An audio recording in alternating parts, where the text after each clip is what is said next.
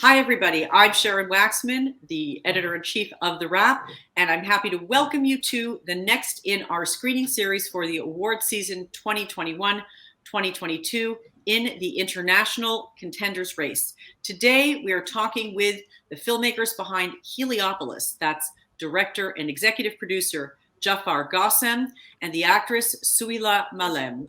Heliopolis is Algeria's entry for Best International Feature at the Oscars. Very exciting.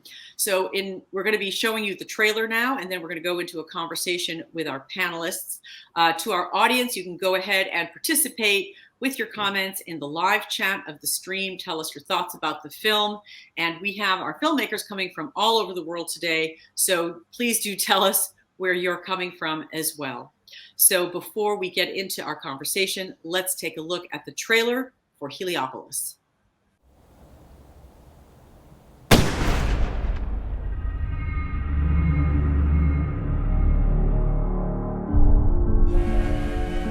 كانت صعيبة في الأول، صعيبة باش نفرض روحي على اللي يكونوا، بصح جي با بيزي لي با، et j'ai la chance نشوفوا ايدي باشولي. Les indigènes ما يخلوهمش يديروا ليكول بوليتكنيك. شو راك دير محفوظ؟ راك مع البيبي يا عمي صدق. فرحة عباس وليزي اليوم يخمو كيما حنايا دوكا. رانا سور لو ميم كومبا. نقدروا ميم نتحدوا سي غون نوفيل نو؟ L'homme qui réconcilie les indigènes avec la France. L'homme qui complote, oui. بعد على وليدي ما نحبش نشوفوا معاكم. وليدك في حل وعنده القلب. نورمالمون تفرح به. في عود ما نبويفوتيه.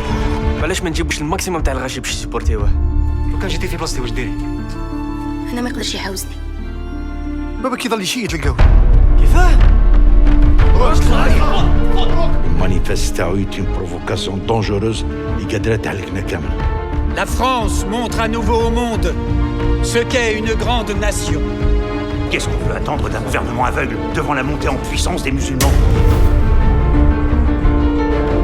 L'histoire a toujours été ponctuée de moments charnières. من مصير الشعوب يقدر يتبدل راديكالمون. انا في رايي يديروا لا مارش من الحبيس ريصه. Cette demande est une provocation de plus. L'époque de l'assimilation خلصت. عباد رايحين نكافحوا pour la naissance d'une nation algérienne. Les indigènes ont foutu la pagaille à Sétif. Il y a des morts. Qu'est-ce que tu vas faire? Tu vas les tuer, c'est ça? C'est eux ou nous, Bertrand. Eux ou nous.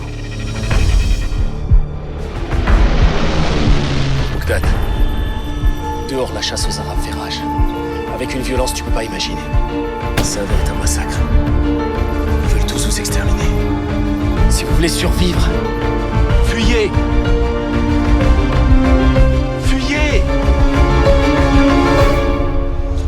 نهار الغدوة لما جيت شفت فاميلتك ونجمعوا خرجوا من هيليوبوليس.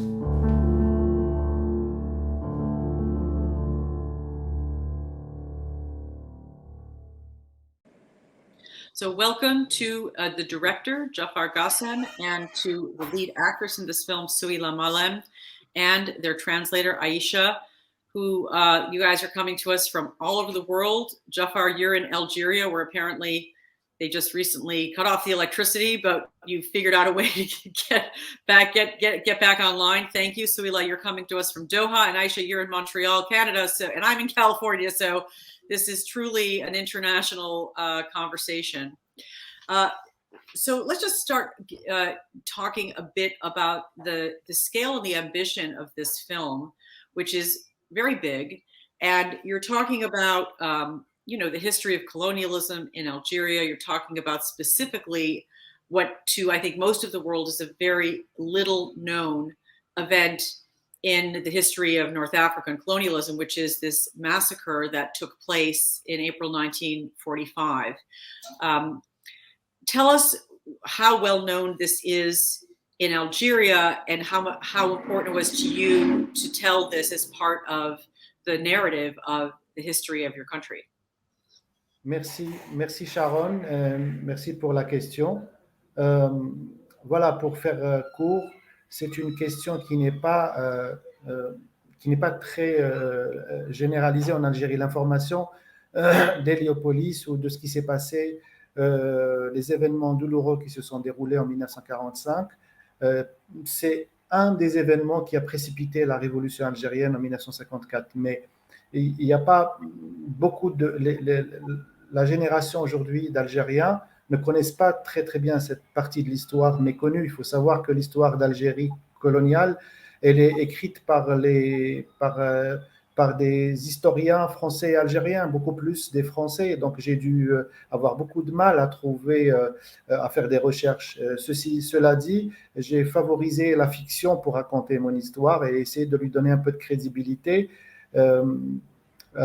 Aussi, à l'étranger, en Occident, je voulais exporter cette partie de l'histoire sans faire de jugement, sans parti pris, sans se dire que nous sommes les victimes et l'empire colonial est le méchant. Je ne voulais pas aller dans cela. Au contraire, je voulais que ce soit un film de contexte, un film qui n'est pas, où il n'y a pas de jugement. Voilà. Donc, je voulais donner le maximum d'informations à travers la fiction de la famille Zenati. So thanks, Sharon, for the question. In short, this is a question that is not very widespread in Algeria. Information about Heliopolis and the painful events that took place at that time are not really that known. But it's important to know that it's one of the events which preceded and led to the Algerian Revolution of 1954. And when it comes to the history of colonial Algeria, it has been written by both French and Algerian historians. So in my work, I favored fiction to facilitate and give credibility to the film and facilitate the research process.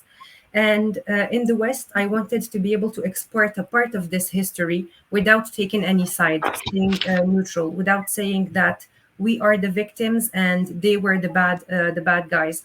I wanted, through the Zenati family and the fiction behind it, I wanted to show the historical facts without taking any sides. Yes, that seems a very tricky thing to do. I mean, we should explain exactly what was going on to our viewers, some of whom have seen the film and some of whom will probably go see the film after they watch this conversation. Without wanting to spend too much time actually going into the history, what was going on, it seems, is as World War II is ending, you have this tension that's coming to a boiling point in Algeria of those who want to lean more to the side of the French as a French territory, and those who are starting to take consciousness of a desire for independence. And it's those forces that are clashing at this really key moment when the world is really focused on Europe and the end of World War II. Is that fair to say? Oui, je voulais montrer que à la fin de la Deuxième Guerre, il faut savoir que des milliers de musulmans algériens ont combattu aux côtés de l'Empire colonial français pour la libération de la France contre l'Empire allemand.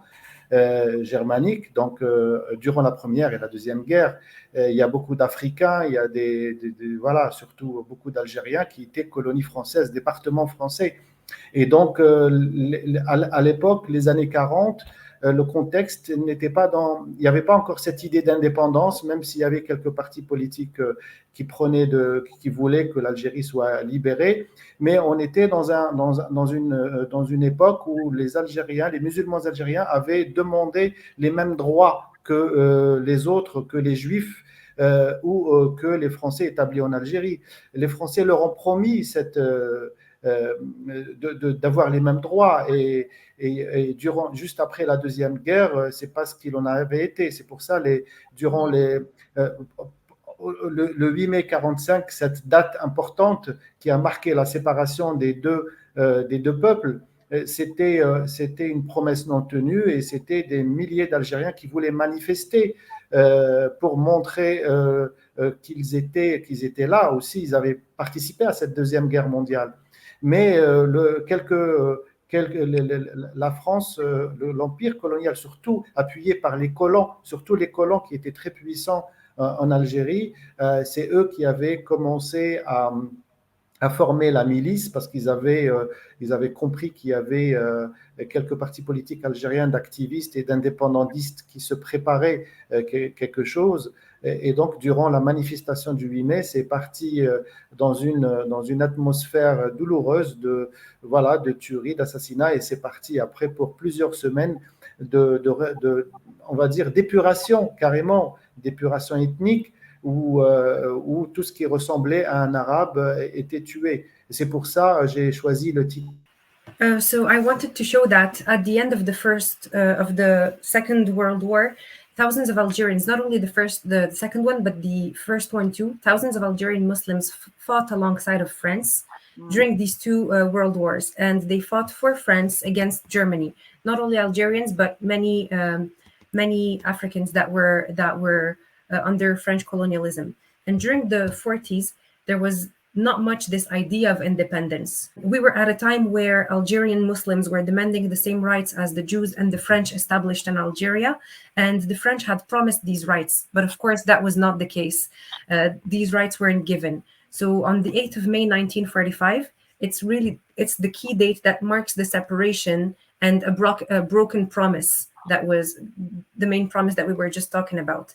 The Algerians showed that by the 8th of May 1945, Algerians wanted to show that they participated in the Second World War, and they needed to have their own rights.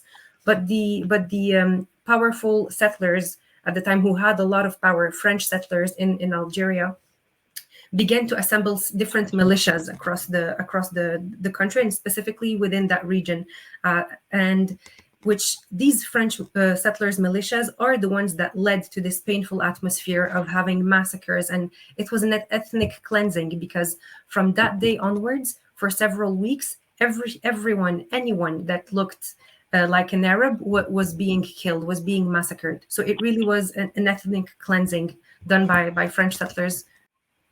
Yeah, I mean, I think that's really important context to understand, and it's all the more shocking when you understand that, because it wasn't quite clear why the French would really just start murdering people in their own country.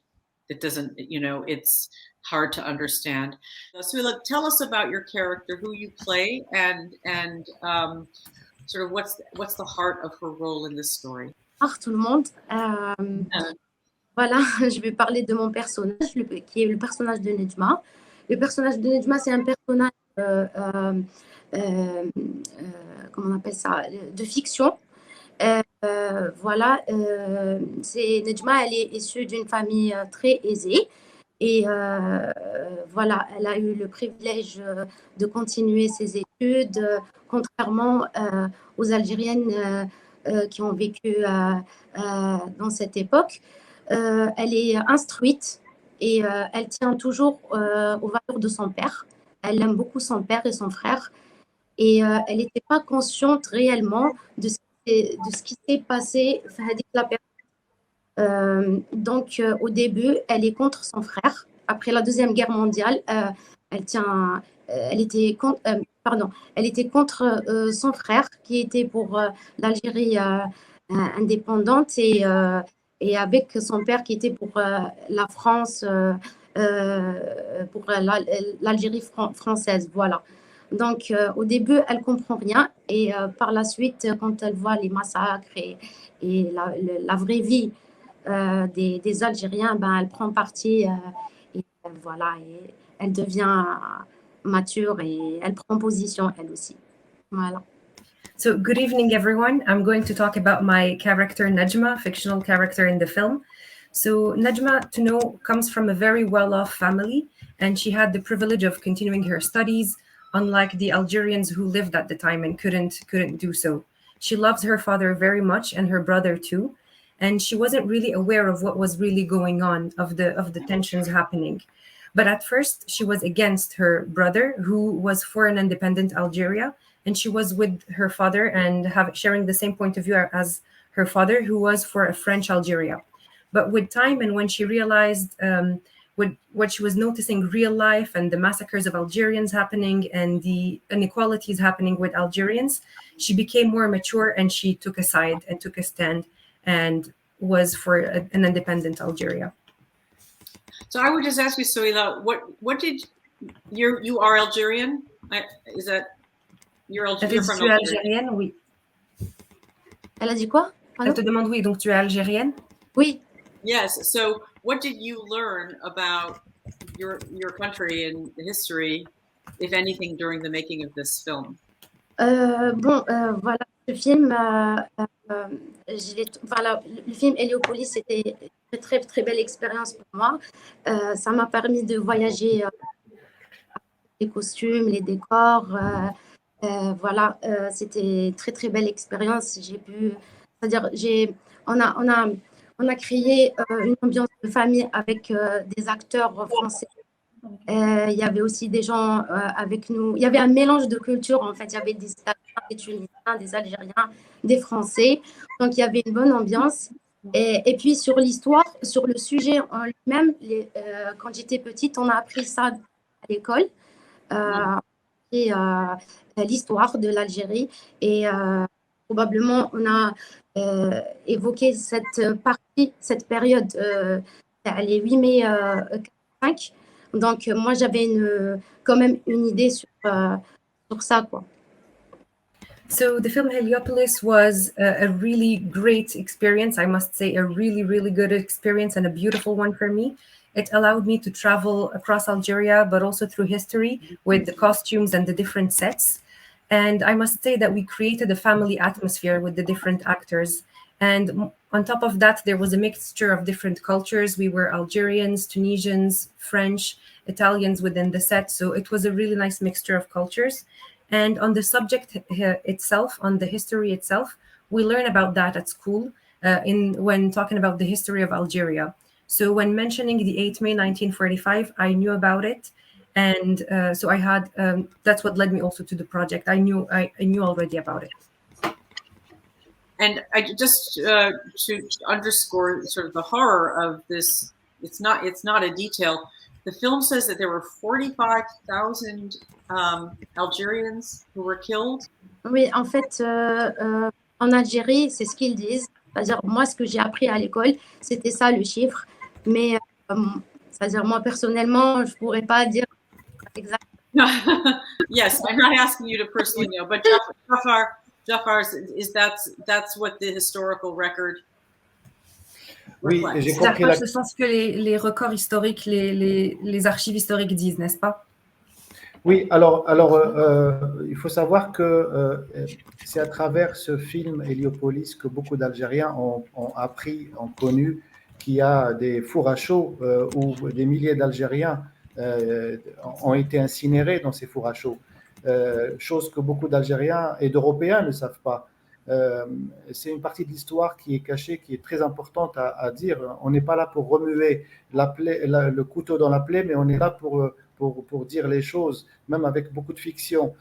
Par contre, pour les chiffres, d'après les recherches, vous savez, côté européen, côté français, il parle de 1500 morts et d'une centaine de Français tués. Alors que côté algérien, on parle de 45 000. Côté anglais, les Anglais ont parlé de 22, dans les archives et les recherches que j'ai fait faire, il y a eu 22 000 morts, parce qu'à l'époque, en 1945, il y a une garnison de l'armée anglaise qui était à l'est de l'Algérie, vers Sétif également. Et c'est la plupart des vidéos et des archives, c'est des archives anglaises que les Français ne veulent jamais montrer jusqu'à aujourd'hui. Donc, on parle de 22 000 à 25 000 morts. Mais il est tout à fait normal que l'histoire s'écrit par les vainqueurs.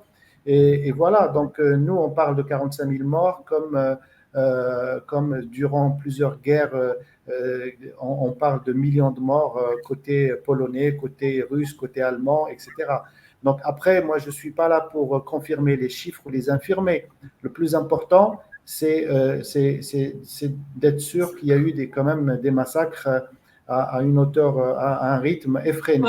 Well, I would say the difference between 1,500 people and 45,000 is considerable, and in terms of the scope of a tragedy. But Aisha, go ahead and summarize for us the different points of view on the scope of the number of people who died during this period. Yes, completely. So, yes, you should know that through the film Heliopolis, what we wanted also to show and what we learned is that within Heliopolis, there were lime kilns, these big ovens that are used to calcinate and that were used against Algerians. And it's something that not many Algerians know.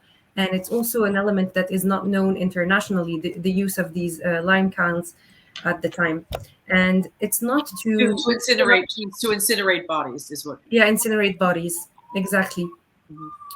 And so we're not here to stir up the wound, but it's an element that needs to be said. And when it comes to the different numbers, on the Algerian side, we could see that it said 45,000. And then you have within Sétif and Guelma, Algerian cities, for the dead bodies count. And then you have also on the English side, it said 22 to 25,000 people that were killed. And on the French side, it's another number. So, but it's important to note, like any other wars, each side would give the different numbers. Germany, Poland, each side would have a different count of the people that were killed. And I'm not here to either confirm or deny these figures, but it's what the research and historical facts were showing when we were discussing and researching these numbers. Right. Yeah. So what Jafar said is that according to the French account, only 1,500 people. Only, I don't mean to say only, but comparatively, it's a big difference. So that's certainly.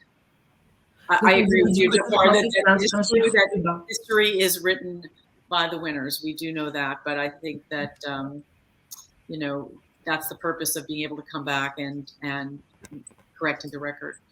So, juste une précision, Aïcha, pour lui dire que sur le générique, quand je mentionne 45 000 morts, c'est au conditionnel, hein, je n'affirme pas. Okay, so a precision, a detail that he wanted to mention is that he's not confirming; it's conditional what he's mentioning regarding the numbers from the research. Yeah, but it's written in the film, so that's certainly the impression. Yeah. So Aziz, tell us about your role as the patriarch of this family and the heart of the story, who you are, and how your character is challenged in this story. Bon, écoutez, par rapport à mon personnage, qui est le personnage du fils de Gaïd, qui est Mokdad dans le film, moi, je pense que ce personnage, d'ailleurs, on le voit à travers le film et en plus à travers toute l'histoire depuis le début jusqu'à la fin, que ce personnage n'est pas comme son père, n'est pas le Gaïd qui était son père. Donc, il est le fils de ce Gaïd qui a hérité des biens et des terres de son père et de son grand-père et de ses arrière-grands-pères. De toute façon, le personnage, c'est un personnage qui, moi je dirais qu'il est un peu énigmatique. Donc, si quelqu'un... Ça ne veut pas dire qu'il est, parce que là, j'ai entendu, et ça a été même, la question a été soulevée à travers pas mal de débats que Mokdad, il est pro-français, il est contre. Moi, je pense à mon avis, et puis on en a discuté avec Jafar, justement, par rapport à ça, que c'est quelqu'un qui veut être égal aux colons, égal aux gens qui possédaient à cette époque, ils possédaient des biens aussi. C'est pas leurs biens, c'est les biens des Algériens, c'est les biens du peuple algérien. Donc lui, il a essayé de garder cette égalité et être à égal avec la communauté, si vous voulez, des colons européens, français en particulier, de l'époque. Et puis ce personnage, à travers l'histoire, d'ailleurs, moi je veux dire que Héliopolis, beaucoup de gens disent que Héliopolis, c'est sur les 8045. Moi, peut-être, je ne sais pas, je ne vais pas dire le contraire, non, mais je veux expliquer que Héliopolis, ce n'est justement, c'est cette narration, c'est cette histoire qui a essayé de montrer et parler ce qui a précédé les événements du 8045. C'est ça, je pense que ce qui est intelligent à travers l'écriture du scénario avec les scénaristes et Jafar, je pense comment à travers une famille, la famille famille notable quoi, qui est la famille de Mqdad.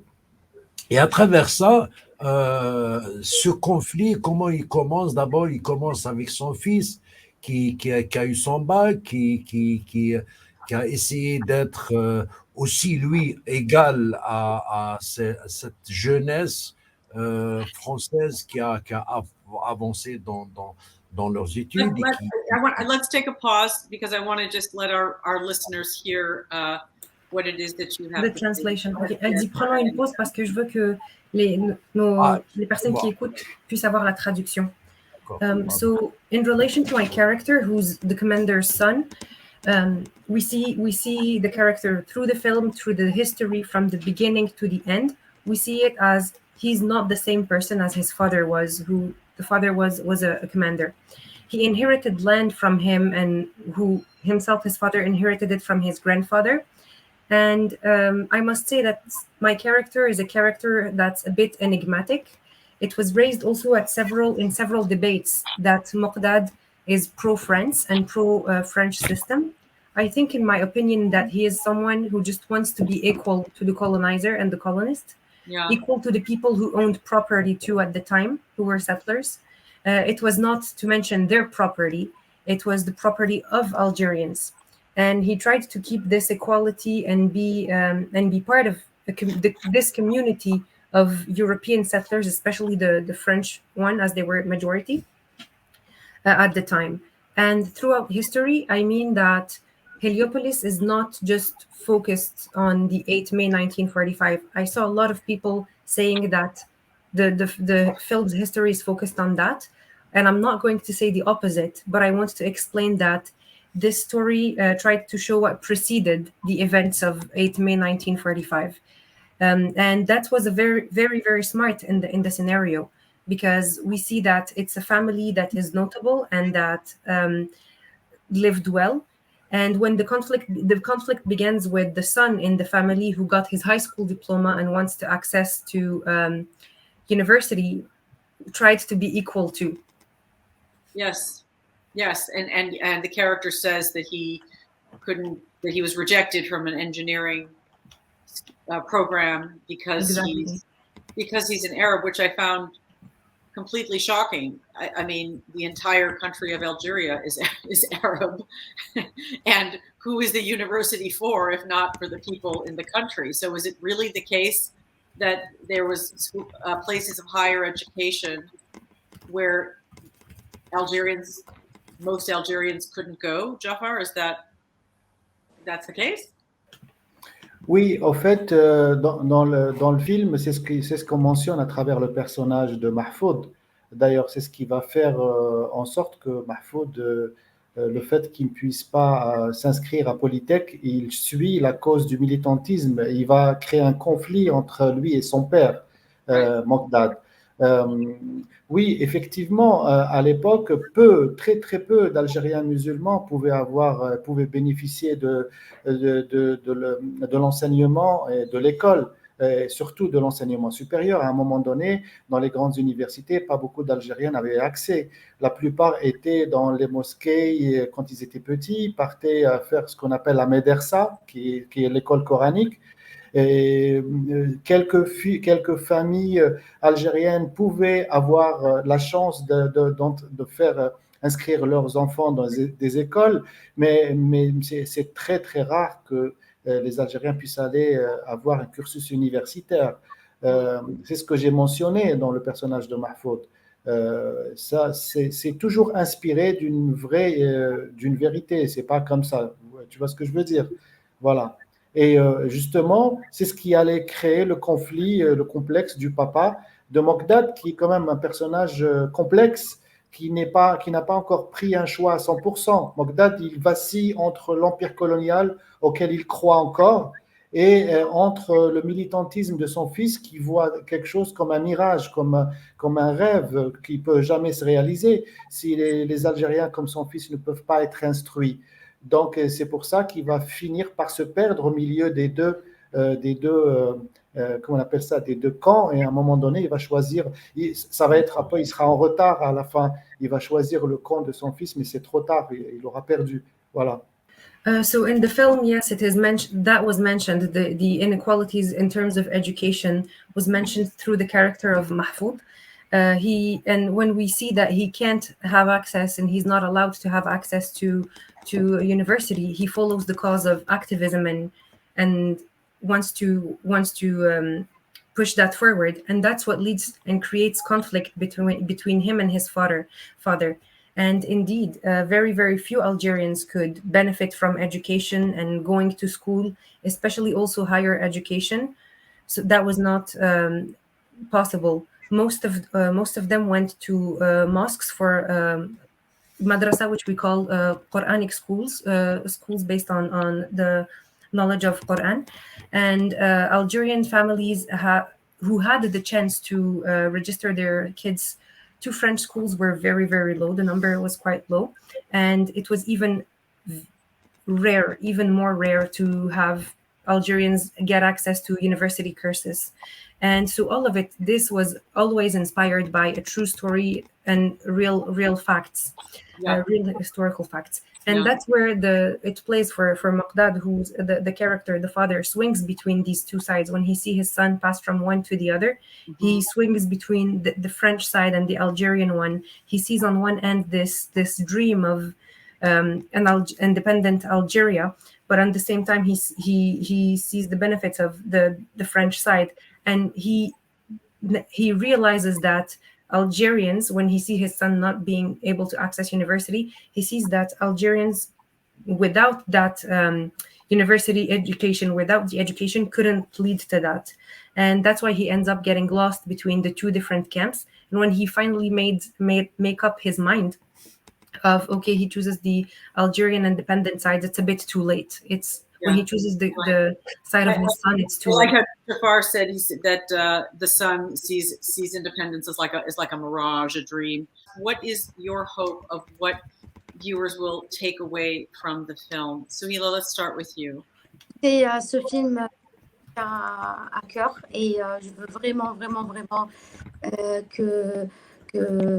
qu'il soit primé, je ne sais pas, aux Oscars. Ça reste un rêve, mais on peut rêver, pourquoi pas. Je lui souhaite beaucoup de réussite. On l'a fait avec beaucoup d'amour, ce film. On s'est donné à fond, tout le monde. Et il mérite vraiment, ce film. Il mérite d'être primé. Voilà. Merci. Aisha, go ahead. Okay, great. So the film is very, very close to my heart. I really want it to be awarded at the Oscars and get an Oscar. It's still a dream, but one can dream. One is allowed to do that. And I wish for the film the best of luck. We did it with a lot of love, and we give it our all and energy. Say what was in their heart on the film. Thank you so much, Souheila, Aziz, and Jafar. Thank you so much for joining us. And thank you to all our viewers for being here. Aisha, terrific job translating. Thank you very much. Global conversation in our screening series. All the best, everybody. Thank you. Thank you. Have a great day.